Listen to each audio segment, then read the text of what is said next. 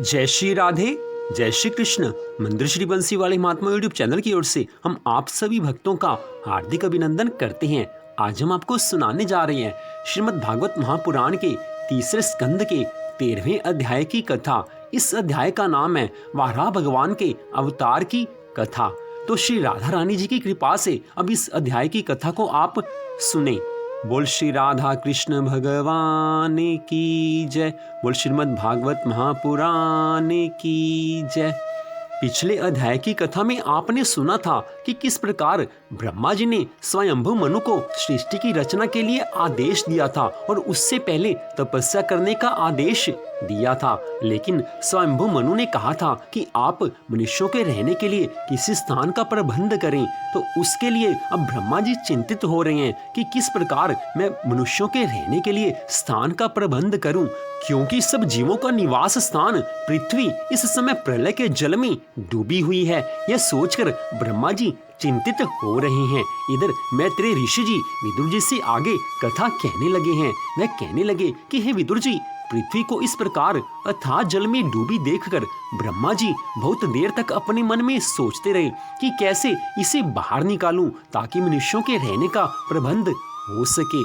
जिस समय मैं लोक रचना में लगा हुआ था उस समय पृथ्वी जल में डूब जाने से रसातल को चली गई। हम लोग सृष्टि कार्य में नियुक्त हैं, अतः इसके लिए हमें क्या करना चाहिए? अब तो जिनके संकल्प मात्र से मेरा जन्म हुआ है, अब तो उन्हीं श्री हरि भगवान का एकमात्र सहारा है। वो प्रभु ही अब इस कष्ट को भी अवश्य दूर करेंगे, इस चिंता से मुझे मुक्त करेंगे, क्योंकि प्रभु तो आगे सृष्टि का निर्माण करने की मुझे आज्ञा दे चुके हैं। इसलिए मैं प्रभु से प्रार्थना करूंगा। आज यह सोचकर ब्रह्मा जी भगवान से प्रार्थना करने लगे कि हे प्रभु, आपकी कृपा के बिना किसी जीव का कोई कार्य सिद्ध नहीं होता।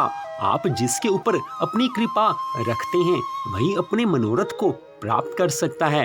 हे नाथ, मैं आपकी आज्ञा पाकर जीवों की रचना कर रहा हूँ, परंतु वे लोग किसी आधार के बिना किस प्रकार ठहर सकेंगे, यही चिंता मुझे सता रही है। अब आप मुझे जो आज्ञा दे मैं उसी के अनुसार कार्य करूं। आज ब्रह्मा जी बड़े विनम्र भाव से भगवान से निवेदन कर रहे हैं कि मैं आपकी आज्ञा के पालन में लगा हुआ हूं, लेकिन इस समय जो चिंता मुझे सता रही है उसको तो आप ही दूर कर सकते हो, क्योंकि सब आपके सहारे ये कार्य चल रहा है। आप कृपा करेंगे तो इस समस्या का हल भी निकल जाएगा। ब्रह्मा जी बड़े विनम्र भाव से ये प्रार्थना कर रहे हैं। यहाँ तक की कथा से हम मनुष्यों को यह शिक्षा मिलती है कि जब भी हम कभी अपने संसार में हम किसी मुसीबत में फंस जाए, किसी दुख तकलीफ से हमारा सामना हो जाए, क्योंकि मनुष्य का जीवन है, हर समय कोई ना कोई दुख मुसीबत लगी रहती है, उस समय हमें क्या करना चाहिए वो ब्रह्मा जी हमें बता रहे हैं। ब्रह्मा जी की ये लीला है,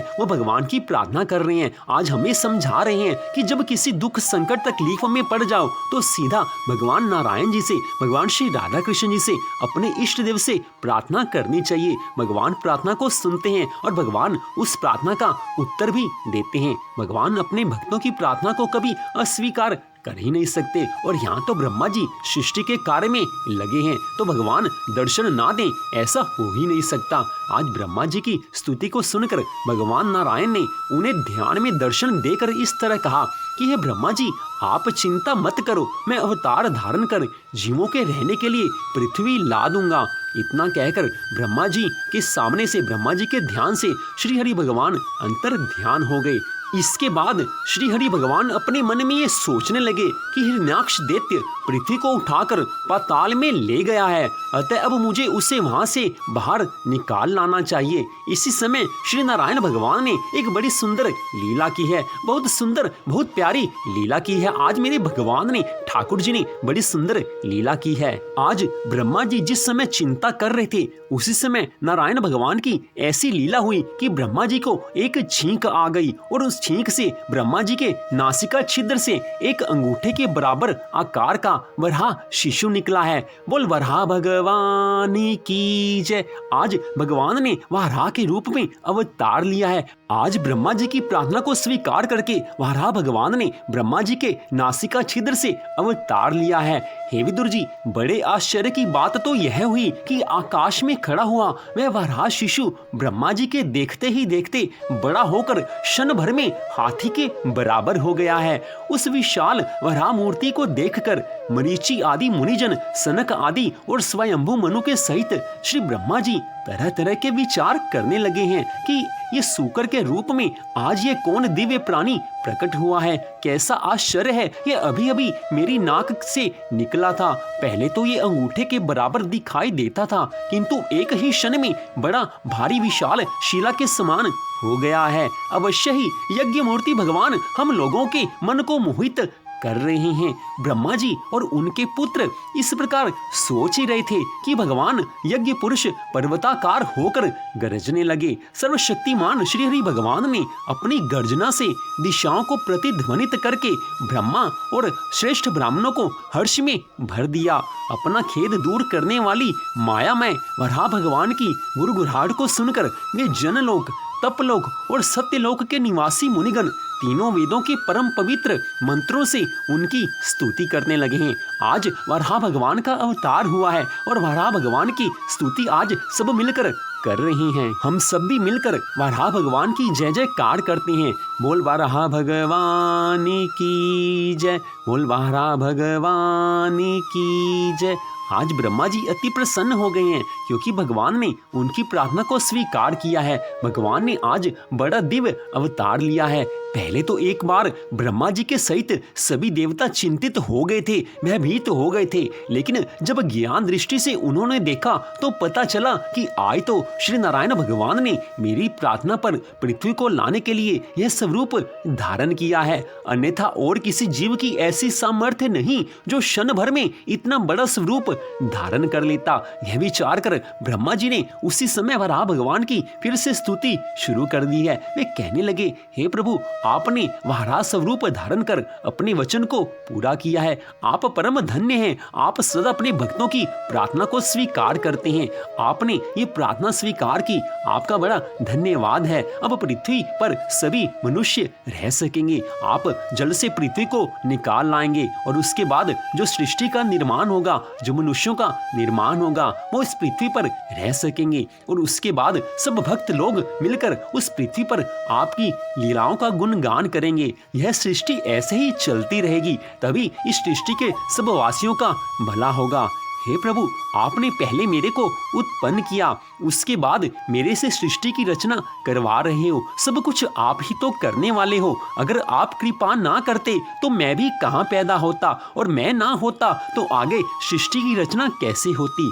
हे प्रभु, आप बड़ी सुंदर लीलाएं कर रहे हो। आपकी बार बार जय जयकार हो। आज बड़े सुंदर भाव से ब्रह्मा जी सहित सभी देवी देवता आज वराह भगवान की स्तुति कर रहे हैं। आज वराह भगवान का बड़ा मंगलमय अवतार हुआ है। आज ब्रह्मा जी की और सभी देवताओं की प्रार्थना को सुनकर, उनकी स्तुति को सुनकर वराह भगवान जल में कूद पड़े और वहां पर जाकर पाताल लोक में जा पहुंचे हैं। जब वहां उनको हिरण्याक्ष दैत्य दिखाई नहीं दिया तो उन्होंने 52 करोड़ योजन लंबी चौड़ी पृथ्वी को, जो वहीं पर रखी हुई थी, अपने दांतों पर इस प्रकार उठा लिया जिस प्रकार हाथी अपने दांतों पर कमल के फूल को उठा लेता है। जिस समय वे पृथ्वी को उठाकर वहां से ले चले, उसी समय मार्ग में ही हिरण्याक्ष दैत्य से उनकी भेंट हो गई।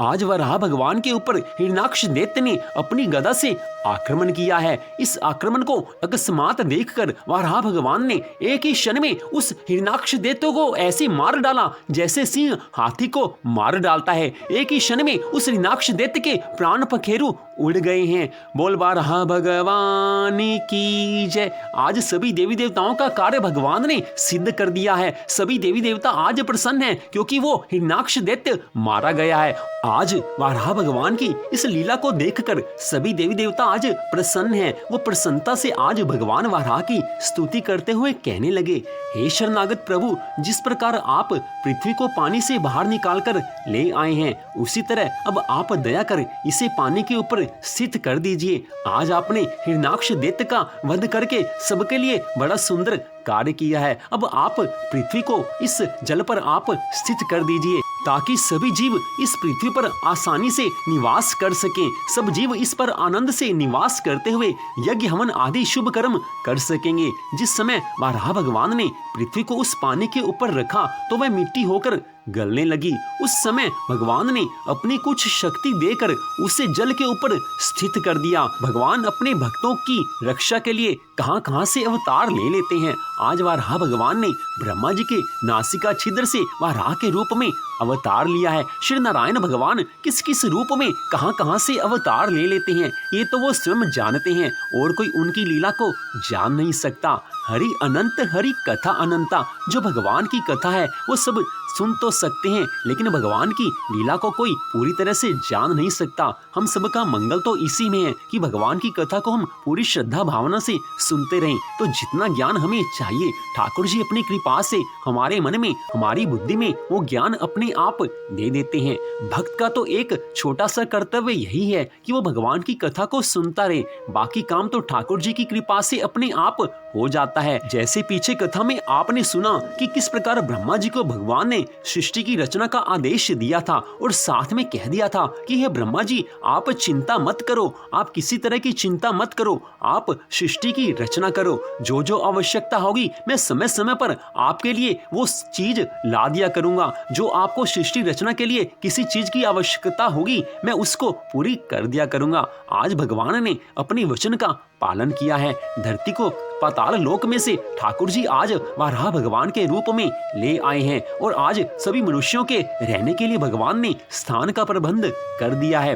सब कुछ भगवान करने वाले हैं। सारी सृष्टि के मालिक तो स्वयं भगवान है। जो उन भगवान का सहारा लेता है, उन भगवान के चरणों की शरण ले लेता है, उसका तो उद्धार हो ही जाता है और किसी का उद्धार हो ही नहीं सकता। जो ठाकुर जी के सहारे रहता है ठाकुर जी तो उसको हर क्षण अपना प्यार देते रहते हैं। जिसको भगवान का प्रेम मिल गया, जिसके ऊपर भगवान की कृपा हो गई, उससे सौभाग्यशाली जीव इस पृथ्वी पर कोई और हो नहीं सकता है। इसलिए बार बार कहा जाता है श्रीमद् भागवत महापुराण की कथा को आप श्रद्धा भावना से सुनते रहें। इस कथा में कई चीजें ऐसी आएंगी कि बार बार उस बात को बोलना पड़ता है, लेकिन भाव यही होता है कि इस कथा को सुनकर कोई किसी तरह से भगवान की कथा में लग जाए, भगवान के चरणों में उसका ध्यान लग जाए। जब तक भगवान के चरणों में हमारा ध्यान नहीं होगा तब तक हमारा उद्धार होने वाला नहीं है। श्रीमद् भागवत महापुराण सभी 18 पुराणों में सर्वश्रेष्ठ कथा वाला पुराण है। इसके अंदर वो रस भरा हुआ है कि जो इस रस में एक बार डूब जाए उसका जीवन सफल हो जाता है, उसका उद्धार हो जाता है। श्रीमद् भागवत महापुराण के सभी स्कंदों की कथा को जो सुन लेता है उसको अपने आप अंदर वो ज्ञान मिल जाता है कि उसको किसी और ज्ञान की आवश्यकता होती ही नहीं है। ठाकुर जी उसको अपना लेते हैं। जिसको ठाकुर जी अपना लेते हैं उसके ऊपर तो हर कोई कृपा करता ही है। कहा भी है कि जिसके ऊपर भगवान राजी हो जाएं, जिससे भगवान प्रसन्न हो जाएं, उसका संसार कभी कुछ बिगाड़ नहीं सकता। जिसके ऊपर ठाकुर जी की कृपा हो गई उसका कोई बाल भी बांका नहीं कर सकता है। अर्जुन के ऊपर भगवान की कृपा हुई थी, विभीषण के ऊपर भगवान की कृपा हुई थी, प्रहलाद महाराज के ऊपर भगवान की कृपा हुई थी। अनगिनत आज तक भक्त हो चुके हैं। कलयुग में भी इतने भक्त हुए हैं कि जिनके ऊपर ठाकुर जी की कृपा हुई है। और आप जो कथा सुन रहे हैं आप अपने जीवन के बारे में कुछ विचार करके देखिए। कुछ समय पहले की बातें आप याद कीजिए, कैसे कैसे भगवान ने आपके ऊपर कृपा की होगी। आप सबके ऊपर भगवान ने कई बार ऐसी कृपा की होगी कि आपको लगा होगा कि वास्तव में भगवान है, आपके इष्ट देव आपकी रक्षा करते हैं, जब समय पड़ता है आपकी सहायता करते हैं। हम सबके जीवन में बार बार ऐसा अनुभव होता है। कभी आप विचार करके देखिए, विचार करेंगे तो आपको अपने जीवन में ऐसी कई घटनाएं नजर आ जाएंगी कि जब भगवान ने आपके ऊपर कृपा की होगी। संत महापुरुष बताते हैं कि मनुष्य इस समय इस धरती पर जितना संसार से प्यार करते हैं, अगर उससे आधे से भी कम भगवान से प्यार कर लें तो ठाकुर जी उनसे एक क्षण में प्रसन्न हो जाएं। हमारा सारा प्यार संसार के लिए, अपने परिवार के लिए, पैसे के लिए, व्यापार के लिए, कारोबार के लिए, नौकरी के लिए, हमारा प्यार तो सब जगह बंटा हुआ है। ठाकुर जी के लिए प्यार तो रह ही नहीं पाता। ठाकुर जी से तो हम संसार की वस्तुओं की मांग करते हैं, लेकिन ठाकुर जी फिर भी कभी हमारे ऊपर अप्रसन्न नहीं होते। ठाकुर जी प्रसन्न रहते हैं। इसलिए बार बार संत कहते हैं कि जितना संसार से प्यार है उससे आधे से भी कम प्यार अगर भगवान से कर लो तो आपका उद्धार हो जाएगा। संत महात्मा कभी गलत नहीं कहते। संत महात्मा भी वही चीज कहेंगे जो हमारे धर्म ग्रंथों में लिखी हुई है। कोई भी कथावाचक आज तक ऐसी कोई अच्छी बात कह ही नहीं पाया जो उसकी खुद की हो। ये तो भगवान की कृपा से सब कुछ होता है। जो सद ग्रंथों में लिखा हुआ है उसी को संत महात्मा आपके सामने किसी न किसी तरह से लेकर आते रहते हैं। अगर हम भगवान में लगते हैं तो वही ज्ञान भगवान हमारे मन में पैदा कर देते हैं कि जिससे हम भगवान की तरफ चले जाते हैं। आज इस कथा से स्पष्ट पता चलता है कि वराह भगवान ने ब्रह्मा जी की और बाकी सभी देवी देवताओं की प्रार्थना से अवतार लिया था। भगवान के मन में जीव मात्र के लिए जितना ध्यान है, जितना उनके मन में प्यार है, उतना प्यार तो हमारे मन में भगवान के लिए कभी हो भी नहीं सकता। हम 1,00,000 जन्म ले लें तो भी हमारे मन में वो प्यार नहीं हो सकता जो भगवान के मन में हमारे लिए है। भगवान तो हमें बार बार हमारे अपराधों के लिए क्षमा कर देते हैं। कभी अपने जीवन में झांक करके देखिए, हम और आप दोनों अपने जीवन में झांक करके देखें कि हम प्रतिदिन कितने पाप कर्म करते हैं। कुछ जाने में, कुछ अनजाने में, कुछ झूठ बोलकर, कुछ पाप करके, ना जाने हम ऐसे कितने कर्म करते हैं जिसका फल अगर भगवान देने लगे तो हमें तो मनुष्य का जीवन मिलना असंभव हो जाए। लेकिन भगवान हमारे पापों को, हमारे अपराधों को माफ करते रहते हैं। अगर वो सजा देने लगे तो हम तो मनुष्य रहने के अधिकारी भी नहीं होंगे। इसलिए सदा भगवान का धन्यवाद करते रहिए। जो कुछ भगवान ने दिया है वो हमारी किस्मत में तो लिखा था, लेकिन भगवान ने हमारी किस्मत से ज्यादा हमें दिया है। कुछ लोग कहते हैं कि किस्मत से ज्यादा और समय से पहले किसी को नहीं मिलता, भाग्य से ज्यादा और समय से पहले किसी को नहीं मिलता, लेकिन भक्त के लिए बात बिल्कुल असत्य है। भगवान अपने भक्त को समय से पहले देते हैं, भाग्य से ज्यादा देते हैं। भगवान का जो भक्त होता है उसको समय से पहले सब कुछ मिल जाता है और उसके भाग्य से ज्यादा मिलता है। भक्ति की राह में ये नियम लागू नहीं होता कि समय से पहले और किस्मत से ज्यादा किसी को नहीं मिलता। संसार वासियों के लिए, साधारण संसार वासियों के लिए जो भगवान की भक्ति नहीं करते, उनके लिए नियम लागू हो सकता है कि समय से पहले और भाग्य से ज्यादा किसी को नहीं मिलता, लेकिन भगवान की भक्ति की लाइन में जो भगवान के भक्त हैं उनके लिए नियम नहीं लागू होता। भगवान तो पल पल अपने भक्तों की किस्मत को बदलते रहते हैं। हर पल ठाकुर जी अपने भक्तों की सहायता के लिए उनकी किस्मत को बार बार बदलते रहते हैं। जो उनके भाग्य में नहीं है, जो आपके भाग्य में नहीं है, हमारे भाग्य में नहीं है, भगवान ने वो भी हमें दिया है। भगवान ने हमें समय से पहले दिया है। अगर भगवान भाग्य से ज्यादा ना देते तो भगवान की प्रार्थना करता कौन, भगवान की भक्ति कौन करता? भगवान की भक्ति इसीलिए की जाती है कि भगवान हमें वो दे जो हमारे हाथ की लकीरों में नहीं लिखा हुआ है। जो हाथ की लकीरों में लिखा हुआ है वो तो कोई छीन ही नहीं सकता। भगवान की भक्ति हम स्वार्थी लोग इसलिए तो करते हैं कि भगवान हमारे भाग्य से ज्यादा हमें दें, लेकिन भगवान हमें स्वार्थी नहीं समझते। वो तो सोचते हैं कि मेरी लाडली संतान है, हर मनुष्य, हर भक्त मेरी लाडली संतान है, इसको तो इस संसार सागर से पार करना ही है। इसलिए भगवान पल पल हमारी किस्मत बदलते हैं। इसलिए अगर आपके मन में ये बात बैठी हुई है कि समय से पहले और भाग्य से ज्यादा नहीं मिलता, तो आज इसी क्षण इस बात को अपने मन से निकाल दीजिए। ये संसार वासियों के ऊपर ये नियम लागू होता है, भगवान के भक्तों के ऊपर ये नियम लागू बिल्कुल भी नहीं होता। श्रीमद् भगवद गीता में भगवान ने स्पष्ट कहा है कि मैं तो सबके लिए बराबर हूँ, सब मेरे लिए बराबर हैं, लेकिन जो कोई मेरी प्रेम से भक्ति करता है उसको मैं ज्यादा देता हूँ। अर्थात भगवान ने कहा है कि जो प्रेम से मेरी भक्ति करता है उसके भाग्य को पल पल बदलता रहता हूँ। श्रीमद् भागवत महापुराण की इस कथा में भी बार बार ऐसी कथा आएगी कि जहाँ पर भगवान ने अपने भक्तों की ऐसे रक्षा की है कि स्पष्ट पता चलता है कि भगवान अपने भक्तों के साथ विशेष रूप से दयालु होते हैं। साधारण मनुष्यों को तो उनकी किस्मत के अनुसार जो कुछ लिखा होता है वही मिलता है, लेकिन जो भगवान का भक्त होता है उसको पल पल भगवान सहायता किसी न किसी रूप में पहुंचाते ही रहते हैं। अगर एक भक्त भगवान के लिए अपना जीवन न्योछावर कर देता है तो ठाकुर जी तो उसके ऊपर कृपा करेंगे ही। ये तो सीधी सी बात है। जो ठाकुर जी से प्यार करेगा ठाकुर जी उससे अवश्य प्यार करेंगे। ये तो सीधी स्पष्ट बात है। प्यार के बदले में प्यार देना तो साधारण इंसान भी थोड़ी समझ लेता है, लेकिन वो तो ठाकुर जी हैं। जो भगवान से प्यार करेगा भगवान उससे प्यार करेंगे ही करेंगे, उसको भगवान कभी छोड़ ही नहीं सकते। भगवान तो आगे श्रीमद् भागवत महापुराण में कथा आएगी कि भगवान ने एक एक जगह कहा है कि जो मेरे भक्त संसार की विषय वासनाओं को छोड़ देते हैं, अपने सभी रिश्ते नातों को मन से निकाल देते हैं और संसार की मोह माया को छोड़ देते हैं, वो मेरी शरण में आ जाते हैं। ऐसे भक्तों को कभी छोड़ने की मैं सोच भी नहीं सकता,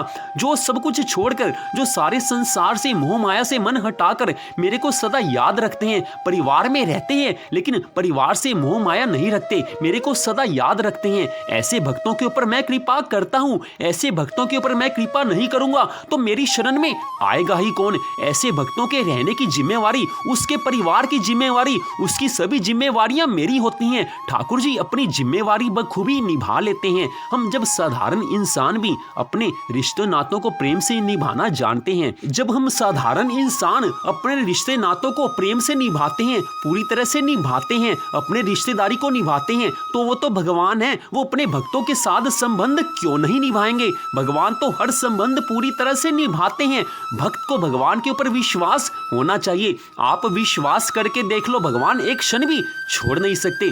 आधी रात में कन्हैया को पुकार लो, भगवान जवाब देते हैं। आधी रात में उनसे प्रार्थना कर लो। कभी किसी चिंता में डूबे हुए हो तो आधी रात में प्रार्थना करो, भगवान अवश्य ही मन में शांति ला देंगे। जब आधी रात में दुख तकलीफ में, किसी तरह की बीमारी में आप कष्ट में पड़े हो, उसी समय ठाकुर जी से प्रार्थना करो कि हे ठाकुर जी थोड़ी दया करो, थोड़ी शांति दो। इस समय बड़ी कठोर स्थिति में हूँ, इस समय बड़ा दुख हो रहा है, इस समय बड़ी चिंता सता रही है। ठाकुर जी से आधी रात में प्रार्थना कर दो। आधी रात में संसार वाले प्रार्थना नहीं सुनेंगे, भगवान ही सुनते हैं। संसार वाले नहीं सुनेंगे आधी रात में, केवल ठाकुर जी ही सुनते हैं। और ठाकुर जी तो अपने भक्तों के लिए सब कुछ कर भी देते हैं। आधी रात में चैन मिलेगा, शांति मिलेगी, ये भगवान की कृपा से ही होता है। कई बार हमारे मन में आता है, कोई कामना उठती है और हमारे मन में आता है कि हमारी मनोकामना भगवान पूरी कर दें, लेकिन मन में विश्वास नहीं होता कि भगवान क्या पता पूरी करें या ना करें। तो इसके बारे में भी कई उपाय हैं। भक्ति के रास्ते में भी, भक्ति की लाइन में भी कई ऐसे उपाय हैं कि जिनसे भगवान को प्रसन्न किया जा सकता है। आगे की कथाओं में, आगे श्रीमद् भागवत महापुराण की कथा में एक एक करके कभी न कभी आपको वो उपाय हम बताते रहेंगे जो सद ग्रंथों में से लिए गए हैं। हमारे हिंदू धर्म में, सनातन धर्म में, भक्ति की राह में ही ऐसे कई उपाय हैं जिनको हम अगर करते हैं, बड़े सीधे साधे उपाय हैं, कोई मुश्किल बात नहीं है, जिनको अपने जीवन में अगर हम अपनाते हैं तो सुख शांति आनंद अपने आप आते हैं। ठाकुर जी हमारी मनोकामनाओं को भी पूरा कर देते हैं। आगे वो आपको बातें बताई जाएंगी। आप श्रीमद् भागवत महापुराण की कथा को सुनते रहिए। वैसे तो श्रीमद् भागवत महापुराण की कथा को आप सुनते रहते हैं, आप लगातार सुनते रहेंगे तो आपके जीवन की हर आवश्यकता भगवान पूरी करते रहेंगे। श्रीमद् भागवत महापुराण में और भगवान की भक्ति में एक विशेष बात है कि जो सच्ची श्रद्धा के साथ इस कथा पर विश्वास कर लेता है, इसको सुनता रहता है, उसके जीवन की हर कमी को भगवान अपने आप पूरी करते रहते हैं। भगवान से प्रार्थना अलग से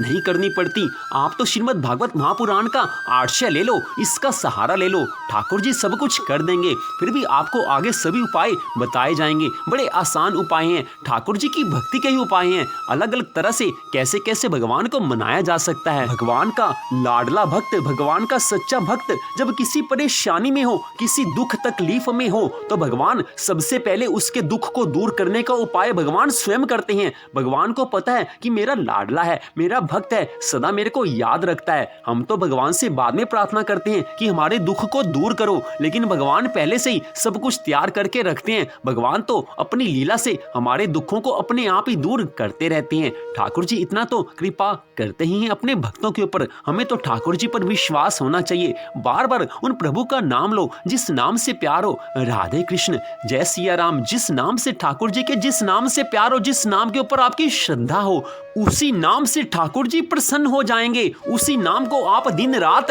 रटते रहो, भगवान से प्यार हो जाएगा। भगवान की कथा और भगवान के नामों का जाप और संकीर्तन करते रहो, ठाकुर जी कृपा करते रहेंगे। तो इधर आज मैं तेरे ऋषि जी विदुर जी से कहने लगे हैं कि आज भगवान का वाराह अवतार हुआ है। देवी देवताओं ने मिलकर उनकी प्रार्थना की है और भगवान वाराह ने सबको आज कृतार्थ कर दिया है। मैं तेरे ऋषि जी विदुर जी से स्पष्ट कहने लगे हैं यहाँ पर कि भगवान की कथाओं को सुनकर जिसका मन भगवान में लग जाता है, उसके सभी पाप तापों को भगवान स्वयं दूर कर देते हैं। कथा मनुष्य के सभी पापों को, सभी तापों को दूर कर देती है। आज स्वयं विदुर जी को मैत्रेय ऋषि जी स्पष्ट कह रहे हैं श्रीमद् भागवत महापुराण की कथा के इस प्रसंग में कि इस कथा का सहारा ले लो, ये आपके सभी पापों को दूर कर देगी, आपके सभी पापों को दूर कर देगी, भगा देगी, दूर भगा देगी। इसका सहारा ले लो। बार बार विदुर जी से आज मैत्रेय ऋषि जी ये कहने लगे हैं। तो इस प्रकार श्रीमद् भागवत महापुराण के तीसरे स्कंद के 13वें अध्याय की कथा का यहीं पर विश्राम होता है। आगे की कथा आप कल सुनेंगे। मंदिर श्री बंसी वाले महात्मा यूट्यूब चैनल की ओर से इस कथा को सुनने के लिए आप सबका हार्दिक धन्यवाद। भगवान श्री राधा कृष्ण जी की श्रीमद् भागवत महापुराण की कृपा सदा आप सब पर बनी रहे। इसी मंगल कामना के साथ जय श्री राधा रानी सरकार की, जय श्री कृष्ण भगवान की, जय वाराह भगवान की, जय श्रीमद् भागवत महापुराण की, जय श्री सुखदेव जी महाराज की। जय जय श्री राधे, जय जय श्री राधे, जय जय श्री राधे श्याम।